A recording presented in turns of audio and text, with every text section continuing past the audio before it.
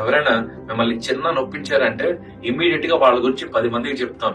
లేదంటే వాళ్ళు ఇలాంటి వాళ్ళు, వాళ్ళ వీక్నెస్లు అన్ని కూడా, వాళ్ళ తప్పులు అన్ని కూడా ఇతరులతో పంచి వాళ్ళని తక్కువ చేయాలని ప్రయత్నం చేస్తాం.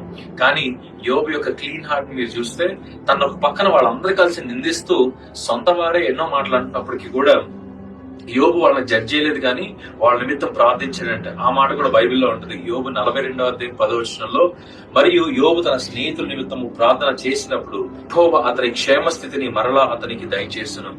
ఎప్పుడు వచ్చిందండి? కోల్పోయిన తిరిగి మళ్ళీ ఎప్పుడు వచ్చిందంటే యోబు తన స్నేహితుల నిమిత్తం ప్రార్థించినప్పుడు వచ్చిందంట. అంటే నిన్ను అవమానించే వారి నిమిత్తం కూడా నువ్వు ప్రార్థించినప్పుడు నీ హృదయాన్ని చూస్తాడంట దేవుడు.